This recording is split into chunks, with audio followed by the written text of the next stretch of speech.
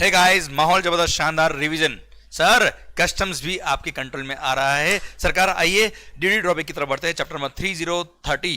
Sir duty drawback, sir simple फंडा ये है कि टू प्रमोट द एक्सपोर्ट, अगर आपने कोई गुड्स इंपोर्ट किया था और उसी को एक्सपोर्ट कर दिया या उससे बनने वाले आउटपुट गुड्स को आपने एक्सपोर्ट कर दिया, तो सर आपने जब इंपोर्ट किया था उन गुड्स को, तब उसके इंपोर्ट पर आपने कस्टम पे किया था और कस्टम पे करा, और फिर उन गुड्स को वापस आपने एक्सपोर्ट कर दिया या उससे बनने वाले आउटपुट गुड्स को आपने एक्सपोर्ट कर दिया।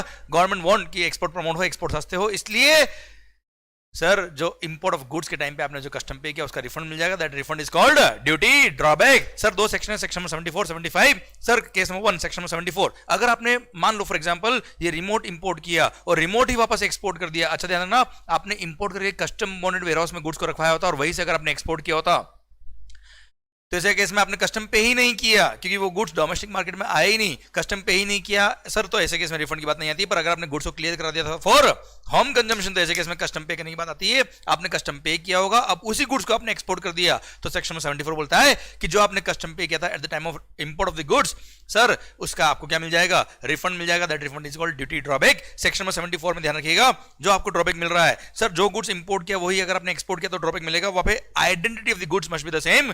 सर सारी कस्टम का ड्रॉबैक मिलता है, भले वो एडिशनल कस्टम ड्यूटी कोई भी हो सर, सबका मिलता है, इंक्लूडिंग 3739। ध्यान रखिएगा बेटा, सेक्शन नंबर 74 में all types of custom duty, भले एंटी डंपिंग ड्यूटी हो, कोई भी ड्यूटी हो, सबका रिफंड मिलेगा, इंक्लूडिंग 3739। जीएसटी और आईजीएसटी और जीएसटी सेस का भी क्रेडिट रिफंड मिलता है सर। पर 75 की बात करेंगे अगर हम आगे, तब बात करूंगा मैं आपसे। यहाँ पे 3739 का ड्रॉबैक नहीं मिलता है, आप उसका इनपुट टैक्स क्रेडिट ले लीजिए और सर जीएसटी के अंदर रिफंड ले लीजिए, पर 3739 का ड्रॉबैक 75 में नहीं मिलेगा। पर अभी हम बात करें 74 की, यहाँ पे all types of custom duty का ड्रॉबैक मिलेगा, इंक्लूडिंग 37 और 39। अच्छा सर, जब आपने गुड्स इंपोर्ट किया, इंपोर्ट करके आपने सर क्लियर कराया फॉर होम कंजम्पशन, कस्टम पे किया और उसको जो आप वापस री एक्सपोर्ट कर रहे हो, तो वैसे केस में दैट री export should be done with in 2 years plus extension allowed by the proper officer. और हाँ, ड्रॉबैक जो मिलेगा ऐसे केस में सर मैक्सिमम 98% ड्रॉबैक मिलेगा। कितना? 98% ड्रॉबैक मिलेगा, वो भी अगर आपने विदाउट यूज एक्सपोर्ट किया है तो, और अगर आपने यूज करके एक्सपोर्ट किया तो वहां पर कुछ अलग परसेंटेज दे रखे, जो हम बात करने वाले थोड़ी देर बाद। सरकार अगर आपने गुड्स इंपोर्ट किया, उसको क्लियर कराया फॉर होम कंजम्पशन, उसके टाइम पे इंपोर्ट पे आपने कस्टम पे किया और उसको यूज करके एक्सपोर्ट किया, तो वहां परसेंटेज कुछ कम है। And sir without use export किया तो 98% ड्रॉबैक मिलेगा। अच्छा, इसके लिए रूल्स दे रखे, री export of imported goods drawback rules 1995, ये हम बात करने वाले थोड़ी देर बाद। Okay clear, done. अच्छा, अब बात करेंगे किसके बारे में, सेक्शन नंबर 75 के बारे में। 75 कहता है क्या, अगर आपने कोई गुड्स इंपोर्ट किया, फॉर एग्जांपल आपने प्लास्टिक इंपोर्ट किया, प्लास्टिक से आपने मार्कर मैन्युफैक्चर किया और मार्कर मैन्युफैक्चर करके फिर आप एक्सपोर्ट कर रहे हो, तो ऐसे केस में जब आपने प्लास्टिक इंपोर्ट किया, उसको क्लियर कराया फॉर होम कंजम्पशन, उस टाइम पे आपने कस्टम पे किया, उस कस्टम का क्या मिलेगा, ड्रॉबैक। अब वो ड्रॉबैक कितना मिलेगा साहब? सर इट डिपेंड्स, कि क्या डिपेंड करता सर, आपने जो आउटपुट गुड्स बनाया, वो आउटपुट गुड्स आपने एक्सपोर्ट किया, अब उसमें कितना इनपुट आउटपुट रेशियो था, कितना इंपोर्टेड मटेरियल काम आया, कितना डोमेस्टिक काम आया, उस पर कितना कस्टम पे किया। इसलिए गवर्नमेंट ने क्या किया सर, हर गुड जब एक्सपोर्ट होगा सर उसमें कितना रॉ मटेरियल काम आया, कितना इसमें इनपुट पे कस्टम पे किया, ये सब कैलकुलेट करने का इतना कैलकुलेशन हर बार करना पड़ेगा। इसलिए गवर्नमेंट ने क्या किया, प्री डिफाइंड शेड्यूल बना दिया, all industry rate of duty drawback आपको ये बना दिया। पर हाँ, सबसे पहले बात आप ध्यान रखिएगा, सेक्शन में 75 में जब ड्रॉबैक ले रहे हो, वो मटेरियल स्टेज पे जो आपने कस्टम पे किया, उसके बाद जो आपने आउटपुट गुड्स बनाया, उसको एक्सपोर्ट करते वक्त मटेरियल स्टेज पे जो कस्टम पे किया उसका आप रिफंड ले रहे हो, वो मटेरियल स्टेज पर सर कितना कस्टम पे किया होगा, सर उसके लिए गवर्नमेंट ने क्या कर दिया, एक स्टैंडर्ड बेस पर स्टैंडर्ड इनपुट आउटपुट नॉर्म्स को ध्यान में रखते हुए एक रेट ऑफ ड्रॉबैक फिक्स कर दी, जिसको बोलते हैं all industry rate of drawback. पर हाँ, ये ड्रॉबैक रेट फिक्स करते हुए गवर्नमेंट ने ऑल टाइप्स ऑफ कस्टम को कंसिडर किया है, including sir all types of custom को कंसिडर किया, बट एक्सक्लूडिंग 3739। यहां पर 37 और 39 मतलब क्या है भाई, जीएसटी और जीएसटी कंपनसेशन से इसका ड्रॉबैक नहीं मिलेगा। यहां सरकार ने बोला क्या कि भाई साहब, आपको अगर इनका ड्रॉबैक चाहिए, आपको अगर इनका रिफंड लेना है, तो सर जीएसटी के अंदर इसका आईटीसी लीजिए और आईटीसी का आप रिफंड ले लीजिए, क्योंकि हमने जीरो रेटेड सप्लाई का कॉन्सेप्ट दिया है जीएसटी के अंदर, वहां आप रिफंड लीजिए, हम नहीं देंगे। पर सर 74 में 3739 का भी ड्रॉबैक मिलता है। ओके सर, अब आपने जो गुड्स इंपोर्ट किया, सर उसको जब आप उससे जब आउटपुट गुड्स बना के आप एक्सपोर्ट कर रहे हो, तो सब गवर्नमेंट ने क्या किया, देखा कि ऑन एन एवरेज जितने रॉ मटेरियल इंपोर्ट होते हैं सर उसमें कितना कस्टम पे होता है, divide by sir FOB value of the goods जो आप एक्सपोर्ट कर रहे हो। तो सर गवर्नमेंट एक स्टैंडर्ड इनपुट आउटपुट नॉर्म्स को ध्यान में रखते हुए, कितना कस्टम पे करते हो इनपुट्स पे, उसको ध्यान में रखते हुए गवर्नमेंट ने क्या कर दिया, all industry rate of duty drawback fix कर दिया। पर अगर आपने जो गुड्स एक्सपोर्ट किया है, आपने जो गुड्स एक्सपोर्ट किया उस पर ऑल इंडस्ट्री रेट से जो ड्रॉबैक मिल रहा है, वो एक्चुअल इनपुट्स पे जो आपने कस्टम पे किया था, एक्चुअली उसका 80% भी ड्रॉबैक आपको नहीं मिल रहा है इस पर ऑल इंडस्ट्री रेट, तो ऐसे केस में you can apply for special brand rate of duty drawback. And sir अगर मान लो कोई गुड्स आपने एक्सपोर्ट किया उसके लिए ऑल इंडस्ट्री रेट फिक्स नहीं किया हुआ गवर्नमेंट ने, तो पहली बार जब ड्रॉबैक लिए अप्लाई करेंगे तब आप sir brand rate of drawback लिए सर अप्लाई करेंगे और ब्रांड रेट ऑफ ड्रॉबैक आपके लिए फिक्स किया जाएगा और ऐसे केस में उसके अकॉर्डिंग आपको ड्रॉबैक मिलेगा। तो ये 3 तरह का ड्रॉबैक रेट होता है, all industry rate, special brand rate और ब्रांड रेट। क्लियर, इनके बारे में डिटेल में हम बात करेंगे रूल्स के अंदर। क्लियर, डन सरकार। अच्छा ध्यान रखना, आप सेक्शन नंबर 74 के अंदर अगर आप एक्सपोर्ट कर रहे हो तो वहां पर नेगेटिव वैल्यूएशन का कोई क्राइटेरिया नहीं दे रखा है, मिनिमम वैल्यूएशन का कोई क्राइटेरिया नहीं दे रखा है। पर हाँ सर सेक्शन नंबर 75 की बात करें तो कुछ नोटिफाइड गुड्स के लिए कुछ मिनिमम वैल्यूएशन क्राइटेरिया दे रखा है, वो अगर आपने फुलफिल किया तो ही ड्रॉबैक मिलेगा। पर अगर कोई मिनिमम वैल्यूएशन क्राइटेरिया नहीं तो एटलीस्ट वहां पे नेगेटिव वैल्यूएशन नहीं होना चाहिए, पर यहाँ पे ऐसा कोई क्राइटेरिया नहीं है 74 के अंदर। ओके सर, अब बात करें हम क्या सेक्शन नंबर 74 के बारे में बात कर रहा हूँ। 74 के अंदर जो गुड्स आपने इंपोर्ट किया वही आप एक्सपोर्ट कर रहे हो, मार्कर इंपोर्ट किया मार्कर एक्सपोर्ट कर रहे हो, उसके लिए कुछ बातें जो यहाँ कही है, यहाँ बोला है क्या, अगर आपने उसको यूज करके फिर एक्सपोर्ट किया, विदाउट यूज अगर आपने एक्सपोर्ट किया तो 98% ड्रॉबैक है। सर यूज करके एक्सपोर्ट किया तो कितना ड्रॉबैक मिलेगा, वहां बोल दिया क्या, अगर आपने कोई कार इंपोर्ट करी या आपने कोई अदर गुड्स पर्सनल या प्राइवेट यूज के लिए इंपोर्ट करी और उसको यूज करके एक्सपोर्ट किया तो this is the rate of drawback. याद रखा percentage of reduction sir 4%, 4, 3, 2.5 and 2% पर क्वार्टर और part of the quarter, first year, second year, third year, fourth year. Sir ये परसेंटेज ऑफ रिडक्शन दे रखा है, आपको शायद याद होगा जिस दिन हमने क्लियर कराया फॉर होम कंजम्पशन उस दिन से काउंट करेंगे, और जिस दिन हमने प्रेजेंट किया for exportation that entire period will be counted, भले उसके बीच में हमने एक दिन ही क्यों ना यूज किया हो गुड्स को। क्लियर सर, वो फर्स्ट ईयर में परसेंटेज ऑफ रिडक्शन कितना है सर 4% पर क्वार्टर और पार्ट ऑफ द क्वार्टर, 4, 3, 2.5%, 2% पर क्वार्टर और part of the quarter is the percentage of reduction. ये रिड्यूस करेंगे, रिमेनिंग अमाउंट आपको ड्रॉबैक मिलेगा।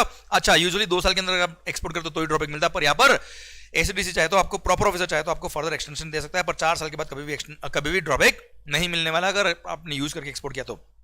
और अगर आपने कोई भी गुड्स इंडस्ट्रियल यूज के लिए इंपोर्ट किया था या कमर्शियल यूज के लिए इंपोर्ट किया था अदर देन मोटर कार, तो ऐसे केस में यूज करके अगर आपने एक्सपोर्ट किया तो व्हाट इज द अमाउंट जो आपको ड्रॉबैक मिलने वाला है, वो पीरियड कितना है सर, जितना जिस दिन क्लियर कराया फॉर होम कंजम्पशन, जब आप वापस से प्रेजेंट कर रहे हो फॉर एक्सपोर्टेशन, वो पीरियड अप टू 3 मंथ है, 3, 6, 9, 12, 15, 18 और 18 मंथ प्लस। तो 95, 85, 75, 70, 65, 60 और 0, या तो मिनिमम एग्जामिशन सर या फिर 0 एग्जाम देना ही नहीं, या फिर मिनिमम एग्जामिशन तो लेना ही लेना है बेटा। हाँ है ना भाई sir, this is the percentage जो आपको ड्रॉबैक मिलने वाला है। आइए सरकार, सर 4 गुड्स के लिए बोल दिया क्या, अगर आपने इन गुड्स को 4 गुड्स को यूज करके एक्सपोर्ट किया तो no drawback will be allowed.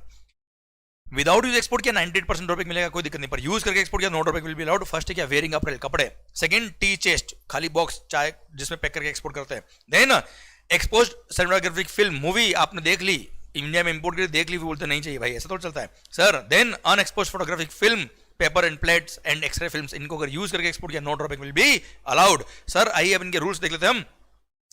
सबसे पहली बात यहां पर सर रूल्स में लिखा हुआ है क्या, ड्रॉबैक का मतलब ऑल कस्टम ड्यूटी का ड्रॉबैक मिलेगा including 3739।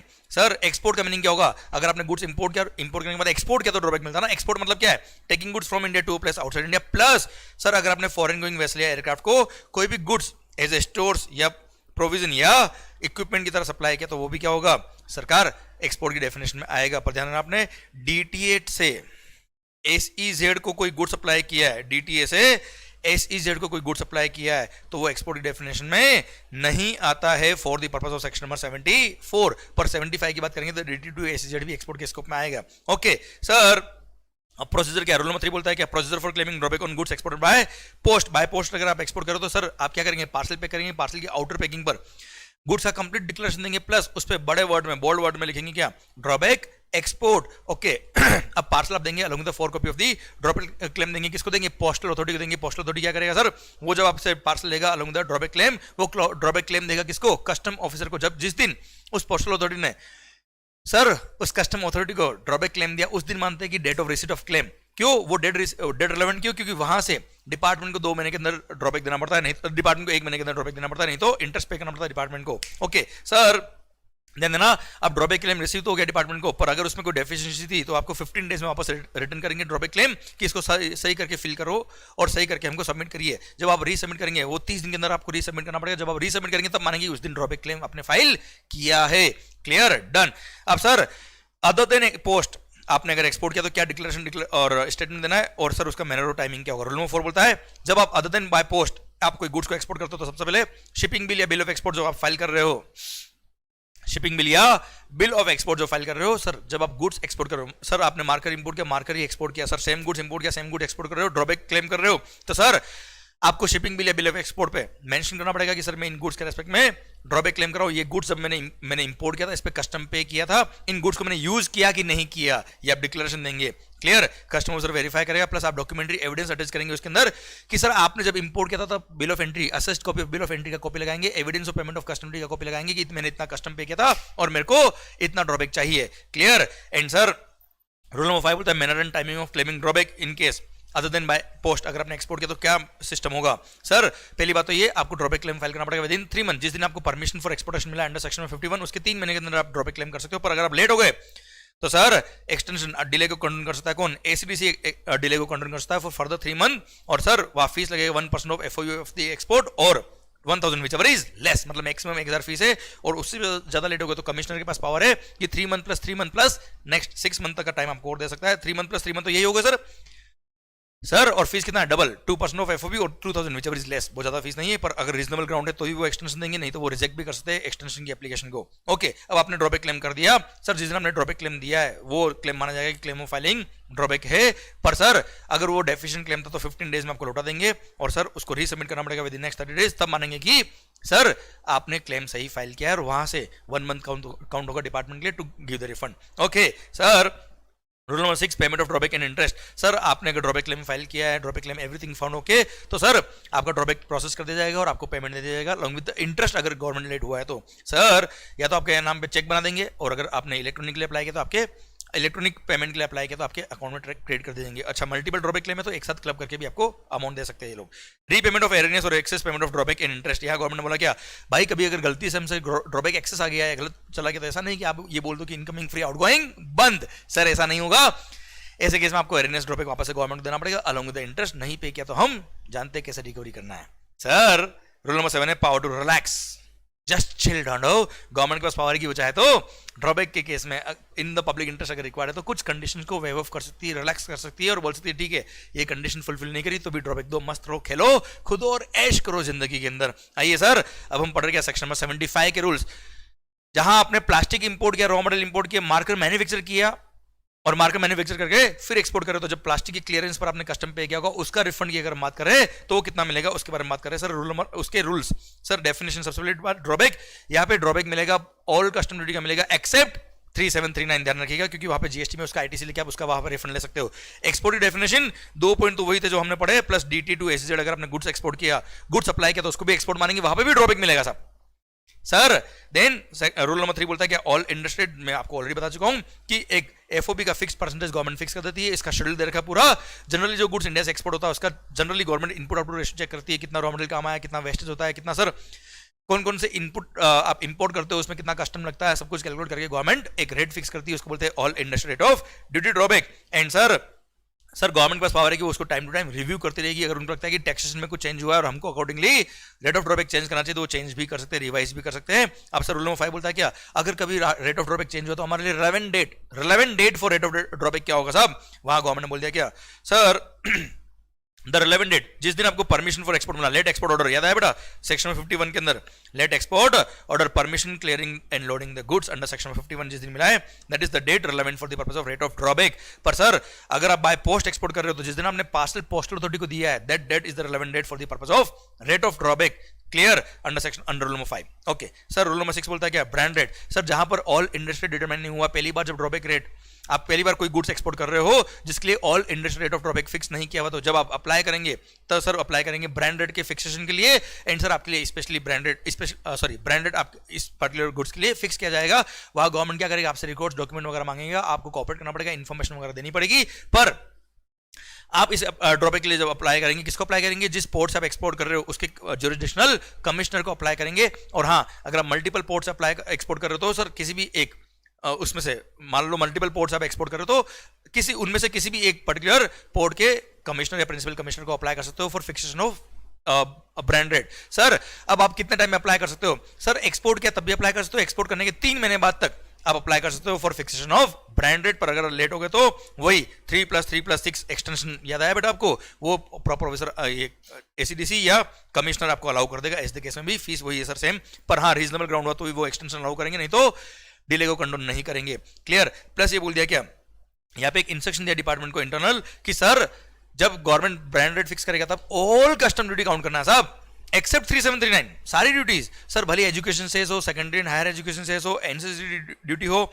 Sir social welfare surcharge हो, क्लीन एनवायरमेंट से हो, जो भी टैक्सेस लग रहे हैं वो सबको काउंट करके फिर ब्रांड रेट फिक्स किया जाएगा। अच्छा, गवर्नमेंट को बोलते हैं जब तक कि ब्रांड रेट फिक्स नहीं हो जाता तब तक एक बार गवर्नमेंट चाहे तो प्रॉपर ऑफिसर को आप चाहो तो अप्लाई कर देना प्रोविजनल ड्रॉबैक के लिए, और ऐसे केस में कमिश्नर के पास पावर है कि वो चाहे तो आपको प्रोविजनल ड्रॉबैक अलाउ कर सकता है, but on a sir filing of a bond, आपसे बॉन्ड साइन करवाएगा कि कभी डिफरेंस अमाउंट ऑफ टैक्स आया तो आपको रिटर्न करना पड़ेगा along with interest. Clear, done. आइए मालिक sir, rule number 7, special branded. Sir आपको आप जो गुड्स एक्सपोर्ट कर रहे हो उस पे ऑल इंडस्ट्री रेट फिक्स है, पर सर जो आपने इंपोर्ट ऑफ इनपुट्स पे जो टैक्सेस पे किए थे, कस्टम पे किया था आपने, जो एक्चुअली कस्टम पे किया सर, उसका 80% 80% भी ड्रॉबैक नहीं मिल रहा है इस पर all industry rate of duty drawback. तो ऐसे केस में आप sir fixation of special branded के लिए अप्लाई कर सकते हो सर।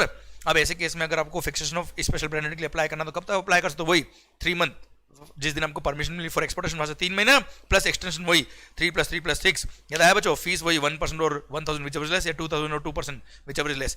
Clear, done. आप अप्लाई कर सकते हो, पर हाँ याद देखना गवर्नमेंट ने क्या बोला साहब, पहली बात तो गवर्नमेंट ने बोल दिया यहां पर कि अगर आपने ऑल इंडस्ट्री रेट के लिए अप्लाई नहीं किया तो ही स्पेशल ब्रांडेड के लिए अप्लाई करना, वरना आप स्पेशल ब्रांडेड के लिए एलिजिबल नहीं हो। सेकंड थिंग सर, आप जब स्पेशल ब्रांडेड के लिए अप्लाई करते हो, आपने ऑल इंडस्ट्री रेट के लिए अप्लाई नहीं किया सर, गवर्नमेंट आगे होके अपफ्रंटली आपको एक प्रोविजनल ड्रॉबैक देगी। Clear sir, subject to fixation of the special branded या rejection of the application for special branded पर सर एक बार आपको प्रोविजनल ड्रॉबैक दिया जाएगा, और अगर आपको एडिशनल प्रोविजनल ड्रॉबैक चाहिए तो आपको अप्लाई करना पड़ेगा, तो ही आपको बॉन्ड साइन करना पड़ेगा, अदरवाइज बॉन्ड साइन करने की जरूरत नहीं है। और जब फाइनल हो जाएगा कि आपके लिए स्पेशल ब्रांडेड है कि नहीं है, जो भी है उसके अकॉर्डिंग जो फाइनल एडजस्टमेंट होगा that will be done along with interest, आपको पे करना पड़ेगा अगर पेएबल आता है अमाउंट तो। Clear, done sir. ये था क्या आपका स्पेशल ब्रांडेड। अच्छा, जैसे स्पेशल ब्रांडेड की एग्जांपल क्या हो सकते हैं? फॉर एग्जांपल ऑल इंडस्ट्री जब गवर्नमेंट डिटरमाइन करता है तो जनरल जो कस्टम लगता है वो कैलकुलेट करके फिर ऑल इंडस्ट्री फिक्स करता है। पर सर मान लो आपने जो इनपुट्स इंपोर्ट किए तो इस पे आपने anti dumping duty, safeguard duty या इस तरह की कोई स्पेशल ड्यूटी पे करी हुई है जो नॉर्मल कोर्स ऑफ एक्शन में नहीं लगती, तो ऐसे केस में उसकी वजह से अगर आपका एक्चुअल कस्टम पेबल हायर था, एक्चुअल कस्टम पेड हायर था सर, और उसका 80% भी ड्रॉबैक नहीं मिल रहा था एज पर ऑल इंडस्ट्री, तो ऐसे केस में you can apply for special branded. Just एक एग्जांपल बताया मैंने आपको। ओके सर, अब आ रहा क्या cases where drawback claim is not admissible. कब कब ड्रॉबैक क्लेम नहीं मिलेगा? फर्स्ट सर, अगर market value of the goods is less than the amount of drawback claim, no drawback will be allowed. Sir 50 रुपए से कम है तो ड्रॉबैक नहीं मिलेगा, 50 रुपए से कम है तो ड्रॉबैक नहीं मिलेगा। Sir upper limit of drawback, sir अगर आप ये अप्लाई होगा केवल और केवल कहां पर? सेक्शन 75 के केस में sir maximum 1/3 of the market value of the goods तक का आपको ड्रॉबैक मिलेगा। सर कितना? Maximum 1/3 of the market value तक आपको ड्रॉबैक मिलेगा। 1/3 से एक्सीड कर रहा है तो 1/3 ही मिलेगा मैक्सिमम आपको। Then minimum valuation, rule number 8 बोलता है कि अगर आप ब्रांडेड या स्पेशल ब्रांडेड के लिए अप्लाई कर रहे हो तो सर अगर कुछ गुड्स के लिए मिनिमम वैल्यूडेशन क्राइटेरिया दे रहेगा तो आपको फुलफिल करना पड़ेगा। एंड सर अगर मिनिमम वैल्यूडेशन का क्राइटेरिया नहीं दे रखा तो at least there should not be any negative value addition while exporting the goods. Okay sir, फिर आता है क्या? No drawback allowable in certain cases. सबसे पहली बात, अगर आप एक्सपोर्ट कर रहे हो क्या सर, ऐसा आउटपुट गुड्स एक्सपोर्ट कर रहे हो जिसके लिए जो रॉ मटेरियल काम आया उसके इंपोर्ट पे कस्टम पे ही नहीं किया आपने भाई। अब रॉ मटेरियल पे कस्टम पे ही नहीं किया, किस बात का ड्रॉबैक सर? सेकंड सर, आपने चाय जो एक्सपोर्ट करी, चाय में जो पैकिंग मटेरियल काम लिया वो टी चेस्ट के अलावा कोई और पैकिंग मटेरियल काम लिया तो कोई ड्रॉबैक नहीं मिलेगा। Then sir jute batching oil के लिए कोई ड्रॉबैक नहीं मिलेगा। Then if imported goods are used as packing material, किसके लिए? पैकिंग मटेरियल काम आया, पैकिंग मटेरियल का ड्रॉबैक नहीं मिलेगा।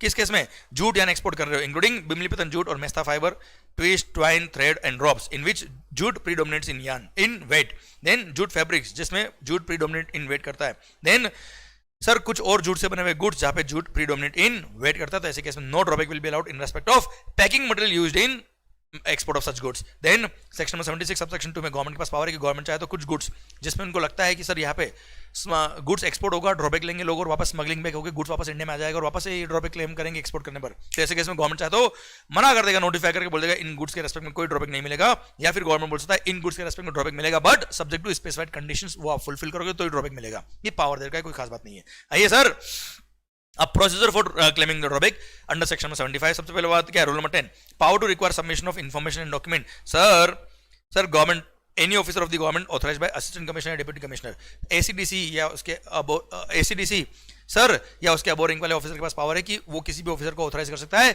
कि वो जो पर्सन एक्सपोर्टर है जो ड्रॉबैक क्लेम कर रहा है उससे डॉक्यूमेंट्स रिकॉर्ड्स वगैरह मांगा सकता है to check the input output ratio वगैरह sir. Then rule number 11, sir access to the premises of the manufacturer, since sir यहाँ पे ड्रॉबैक मिल रहा है किस पे, सर जो आपने इनपुट्स काम में लिए टू मैन्युफैक्चर आउटपुट गुड्स, तो ऐसे केस में एसीडीसी या उसके अबव रैंक वाले ऑफिसर के पास पावर है सर कि वो ऑथराइज कर देगा किसी भी ऑफिसर को कि सर वो मैन्युफैक्चरर की फैक्ट्री जाके वेरिफिकेशन करे और वहां जा रहा है तो सर ही उसको आपको फैक्ट्री के हर पार्ट का एक्सेस अलाउ करना पड़ेगा एंड सर वेरिफिकेशन के लिए उसको सर हेल्प करनी पड़ेगी and you will have to provide him access to each and every part of the manufacturer factory. Then procedure for claiming the drawback on goods exported by post, sir by post अगर export करें तो सबसे पहली बात parcel के ऊपर outer packing पे आप बोल्ड वर्ड्स में लिखेंगे क्या ड्रॉबैक एक्सपोर्ट एंड सर आप पोस्टल अथॉरिटी को पार्सल देंगे जिसपे complete declaration of the goods लिखा है, ड्रॉबैक एक्सपोर्ट लिखा है sir, plus along the 4 copy of the drawback claim आप उसको सर ड्रॉबैक क्लेम देंगे एंड सर जिस दिन आपने क्लेम दिया है उसको sir that is the date which is relevant for the purpose of rate of duty drawback, clear. और सर जिस दिन वो पोस्टल अथॉरिटी कस्टम ऑफिसर को ड्रॉबैक क्लेम देगी उस दिन मानते हैं कि क्लेम सबमिट हुआ है, क्लियर। और अगर डेफिशिएंट क्लेम था तो ऐसे केस में आपको रिटर्न करेंगे विद इन 15 डेज, आप वापस रीसबमिट करोगे तब माना जाएगा क्लेम सबमिट हुआ है, ओके सर। देन स्टेटमेंट और declaration to be made on export other than by post, sir normal course of action में आप जब एक्सपोर्ट करेंगे तो ऐसे केस में शिपिंग बिल या बिल ऑफ एक्सपोर्ट जो आपने फाइल किया है उसमें ही डिक्लेरेशन दे देना आपको कि सर मेरे को ड्रॉबैक क्लेम करना है कि नहीं करना है, क्लियर। प्लस आपको ये लिखना पड़ेगा a claim for drawback is being made and no separate claim of rebate is और will be made in respect to this goods, in goods के रेस्पेक्ट में कोई और मैं रिबेट क्लेम नहीं करने वाला हूं, क्लियर। तो उसी को ड्रॉबैक क्लेम माना जाएगा आपका एंड सर रिक्वायर्ड डॉक्यूमेंट्स और इनवॉइस वगैरह आपको प्रोवाइड करने पड़ेंगे जो आगे दे रखे list of documents, okay. Rule number 14 manner and time for claiming drawback on goods exported other than by post, तो सर जिस दिन आपने शिपिंग बिल फाइल करी है या इलेक्ट्रॉनिकली अगर शिपिंग बिल फाइल करी है तो सर उस दिन ही मान लेंगे आपने ड्रॉबैक क्लेम करा। अगर उसके अंदर आपने डिक्लेरेशन दिया कि आपको ड्रॉबैक चाहिए तो सर ऐसे केस में क्या होता है जिस दिन आपको परमिशन फॉर एक्सपोर्ट मिला है, क्या मिला sir, permission for export let export order under section 51, उस दिन मान लेते हैं कि ड्रॉबैक क्लेम आपका फाइल हो चुका है, आपको अलग से क्लेम करने की जरूरत नहीं होती है, क्लियर। नेक्स्ट क्या rule number 15 manner payment of drawback and interest, अगर आपने ड्रॉबैक क्लेम किया है प्रॉपर है सब कुछ है तो सर ऐसे केस में प्रॉपर ऑफिसर ऑर्डर पास कर देगा फॉर ड्रॉबैक। और ऐसे केस में अगर आपने आपके इलेक्ट्रॉनिक अकाउंट बैंक अकाउंट आपने दे रखा तो ऐसे केस में बैंक अकाउंट ट्रांसफर हो जाएगा, नहीं तो आपके नाम का चेक बन के आ जाएगा, ओके। देन सप्लीमेंट्री क्लेम, ध्यान बेटा अगर आपको ऑल इंडस्ट्री रेट हो, ब्रांड रेट हो, स्पेशल ब्रांड रेट हो या अदर केसेस हो, आपको लगता है कि जो ड्रॉबैक मिला है वो कम मिला है तो ऐसे केस में जिस दिन आपको सर आपको लगता है कम मिला है तो ऐसे केस में आप सप्लीमेंट्री क्लेम के लिए अप्लाई कर सकते हो। कितने टाइम में अप्लाई करना पड़ेगा सब सप्लीमेंट्री क्लेम के लिए, ऑल इंडस्ट्री रेट के केस में जिस दिन रेट फिक्स हुई है डिटरमाइन करी गवर्नमेंट ने वहां से 3 महीने के अंदर 3 months. Sir in case of branded special branded जब आपको कम्युनिकेट किया गया कि आपके लिए ब्रांडेड या स्पेशल ब्रांडेड फिक्स करी उसके 3 महीने के अंदर, एनी अदर केस में जब आपको पेमेंट मिला है ड्रॉबैक का या सेटलमेंट हुआ है उसके 3 महीने में आप सप्लीमेंट्री क्लेम अप्लाई कर सकते हो। पर अगर लेट हो गए तो सर पावर दे रखा है किसको, एसीडीसी को फर्दर 9 मंथ का एक्सटेंशन देने के लिए। अच्छा वहां पे था 3+3+6, यहाँ पे क्या 3+9+6 फीस वही है सर। एंड सर ध्यान देना जो यहाँ पर सप्लीमेंट्री क्लेम किया है जिस दिन आपने सबमिट किया होगा वो माना जाएगा date of filing of supplementary claim. और हाँ इस रूल में जो जिस तरह से बताया उस तरह से सप्लीमेंट्री क्लेम फाइल करेंगे, उसके अलावा कोई और सप्लीमेंट्री क्लेम फाइल करने का ऑप्शन नहीं है आपके पास। Then rule number 17 repayment of arrears और excess payment of drawback and interest, अगर आपको एक्सेस मिल गया ड्रॉबैक या गलत मिला तो आपसे हम वापस से मांगेंगे, ऐसा नहीं कि इनकमिंग फ्री आउटगोइंग बंद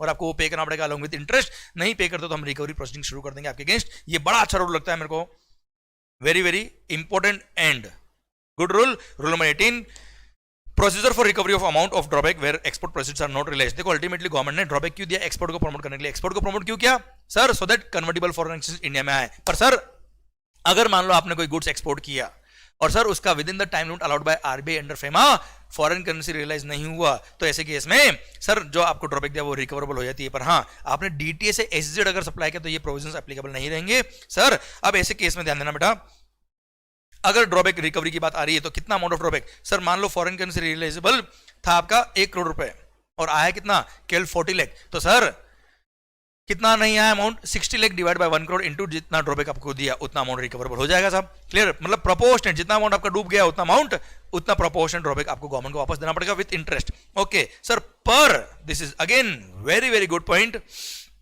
अब सर भले ही फॉरेन करेंसी रियलाइज नहीं हुआ फिर भी अगर आप ये तीनों कंडीशन सेटिस्फाई करते हो तो ऐसे केस में कोई रिकवरी नहीं करेंगे आपसे ड्रॉबैक की। First such non realisation of the sale proceeds is compensated by EPCC insurance coverage, आपने ईपीसीसी का इंश्योरेंस कवरेज ले रखा था एंड आरबीआई ने वेव ऑफ कर दिया, राइट ऑफ कर दिया कि ठीक है पैसा नहीं है जान दे कोई बात नहीं, wave of the right of the condition of requirement of recovery of foreign currency. Sir उन्होंने बोल दिया कोई बात नहीं है कोई बात नहीं, प्लस आपने एक सर्टिफिकेट दिया from the concern foreign mission of India about the fact of non recovery of the sale proceed from the buyer, clear. ये तीनों कंडीशन क्यूमुलेटिवली अगर सेटिस्फाई करते तो ऐसे केस में रिकवरी नहीं करेंगे। सेम पॉइंट हमने जीएसटी में पढ़ा था साहब। सर सुनना बात को ध्यान से। नेक्स्ट एक और सर आगे पॉइंट यहां नहीं दे रखा, बता देता हूं आपको। अगर मान लो आपसे कभी ड्रॉबैक अमाउंट रिकवर हो गया और फ्यूचर में अगर आपको वापस है सर फॉरेन करेंसी रियलाइज हो गया, तो ऐसे केस में सर आप वापस से ड्रॉबैक के लिए अप्लाई कर सकते हो। जिस दिन आपको वो बाद में पैसा रिकवर हुआ है उसके 3 महीने के अंदर अप्लाई कर देना। पर अगर कमीशन चाहे तो 9 मंथ का फर्दर एक्सटेंशन दे सकते हैं। वहां पे 1% ऑफ एफओबी और 1000 लेस आपको फीस देनी पड़ेगी एक्सटेंशन के लिए 9 मंथ तक। क्लियर। अब आप रिफंड के लिए अप्लाई कर देना सर, कोई दिक्कत नहीं, आपको ड्रॉबैक मिल जाएगा। पर that time limit should also be with in the time limit allowed by RBI under FEMA. Okay sir एक और सर्कुलर आया। सर्कुलर बोलता है क्या, अगर मान लो फॉरेन करेंसी आपको रियलाइज हो रहा है, आपने एक्सपोर्ट किया 1 करोड़ का और फॉरेन करेंसी आपको रियलाइज हो रहा है, पर मान लो वहां का जो बैंक है जहां से फॉरेन करेंसी आ रहा है सर उसने मान लो 1% बैंक चार्जेस काट लिया मान लो, तो सर आपको अल्टीमेटली आया कितना सर 1 करोड़ आने वाला था। 1 करोड़ का 1% 1 लाख इसने बैंक चार्जेस काट लिए। अब 99 लाख ही रियलाइज हुआ, तो क्या ये मान लेंगे 1 लाख डूब गया है? सर यहाँ सर्कुलर ने बोला नहीं नहीं नहीं साहब, सर ये बैंकिंग चैनल जो थे या पेमेंट चैनल जो थे उन्होंने अगर अपना कमीशन डिडक्ट किया है तो ऐसे केस में ये नहीं मानेंगे कि पेमेंट आपका डूब गया है, ये मानेंगे कि आपको पूरा 1 करोड़ रियलाइज हुआ है। यहाँ पे ऐसे केस में कोई ड्रॉबैक रिकवरी नहीं होगी। पर हाँ वहां पे प्रॉपर एविडेंस होने चाहिए कि सही सही में ये बैंक चार्जेस वगैरह ही है बेटा। आइए सरकार last section number 75A interest on drawback. अगर कभी भी आपको जो ड्रॉबैक मिला है वो लेट मिला है, सर आपने अप्लाई किया कंप्लीट और एकदम करेक्ट ड्रॉबैक क्लेम आपने फाइल किया, उसके 1 महीने में ध्यान रखना बेटा पूरे सर कस्टम में 3 महीने का वक्त दिया डिपार्टमेंट को, पर this is the only section जहां पे 1 महीने का टाइम दिया। इसलिए इंटरेस्ट सेक्शन, इंटरेस्ट की कैलकुलेशन के सेक्शन बड़े इंपॉर्टेंट होते हैं। कस्टम के अंदर हर जगह अलग अलग कुछ प्रोविजन दिए। सर ध्यान देना 1 महीने में अगर आपको ड्रॉबैक नहीं मिला तो ऐसे केस में 1 महीने के बाद वाले पीरियड के लिए you will get the interest at the rate of 6% per annum on the amount which is payable by the government to you. Clear done. Second case, अगर आपको कभी ड्रॉबैक मिल गया और एक्सेस ड्रॉबैक मिल गया या एरनेस ड्रॉबैक मिल गया या किसी भी वजह से आपका ड्रॉबैक रिकवरेबल बनता है, तो सर डिपार्टमेंट आपको डिमांड ऑर्डर इश्यू करेगा। डिमांड ऑर्डर के 2 महीने में अगर आपने पे कर दिया सर तो आपसे रिकवरी नहीं करेंगे, अदरवाइज आपका केस रिकवरी सेल में ट्रांसफर कर दिया जाएगा। पर हाँ आप 2 महीने में पे करो या ना करो, जिस दिन आपको ड्रॉबैक दिया था उस दिन से लेकर जब आप अमाउंट ऑफ ड्रॉबैक जितना आपको पेबल है वो वापस गवर्नमेंट को पे करोगे तब तक का आपको इंटरेस्ट पे करना पड़ेगा 15% पर annum simple interest number of days के हिसाब से। भले इस 2 महीने में पे करो ना करो से कोई फर्क नहीं पड़ता। जिस दिन ड्रॉबैक मिला था वहां से लेकर आपको जब आप गवर्नमेंट को वापस वो अमाउंट दे रहे हो तब तक आपको इंटरेस्ट पे करना पड़ेगा 15% पर annum simple interest number of days के हिसाब से। इसी के साथ भारत माता की जय। सर मेन बुक के अंदर मैंने इलस्ट्रेशन दे रखे रिगार्डिंग कैलकुलेशन ऑफ इंटरेस्ट, जरूर देखिएगा क्योंकि सर इंटरेस्ट कैलकुलेशन में जो नंबर ऑफ डेज आप काउंट करते हो, भले वो कस्टम वेयर हाउसिंग वाला चैप्टर हो भले वो ड्रॉबैक वाला हो, वहां पे नंबर ऑफ डेज काउंट करने में कहीं ना कहीं आप दिक्कत कहीं ना कहीं आप एरर कर देते हो, उनको जरूर ध्यान रखिएगा क्योंकि एग्जाम के अंदर इंटरेस्ट का क्वेश्चन बनता है सर। इसलिए sir be very careful while calculating the interest amount under customs. Clear. माहौल सरकार ऑल द बेस्ट। पढ़िए और सर क्या लिखा है, you can do it. Sir ध्यान देना ये वक्त, सर ये वक्त बर्बाद करने के लिए बिल्कुल भी नहीं है क्योंकि जिंदगी में सब कुछ वापस मिल सकता है, पर सर ये वक्त जो है वापस नहीं आएगा। 100% इसको यूज करो सर, मोर देन 100% कोशिश करो यूज करने की। पर sir your revision should be effective which is very much important. All the best, love you lot, take care, माहौल।